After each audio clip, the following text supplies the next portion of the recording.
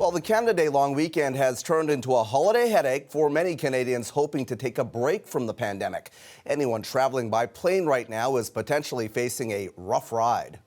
Any message to anyone who's planning on traveling in the next couple months? Set your expectations low. Worst experience anywhere on the planet that I've been. So just asking folks to be prepared, be patient as we work to get people on their way. Demand for flights is up, but a shortage of staff in the air and on the ground has left airports and airlines scrambling, and many passengers without their baggage and missed connections. The federal government says it's working hard to ease the problems and the frustration, while Air Canada and WestJet are cutting back on flights just so they can cope. Toronto's Pearson Airport is one of the main places for travel discontent this weekend. Travelers there are being asked to pack their patience, but as our Meg Roberts explains, there appears to be no end in sight for the frustration. We just want to go home. Chaos over the long weekend has left some in tears. Tyler Hall and his tour group have been stuck in Toronto for the past 3 days, trying to get from Edinburgh to San Diego.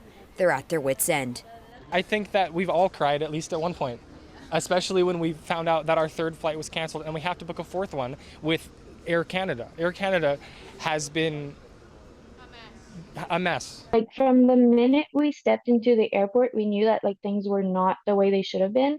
Stephanie Bernard-Roy was trying to get from Montreal to Sudbury ahead of the long weekend. She says her flight was delayed, then canceled, and her dog, who was traveling with her, was put in a dangerous situation after it was left waiting hours in its kennel.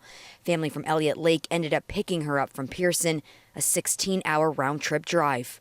It's not safe because they're not helping you when they cancel your flight. They're just kind of letting you figure it out on your own. So they'll fly you halfway to your destination and then that's it. They can do nothing more for you.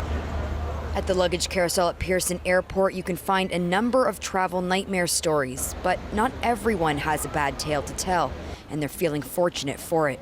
We overpacked the carry-ons, definitely, but yeah, we were just well prepared for the worst. Thankfully, that hasn't happened yet. It was good. Flights were delayed twice.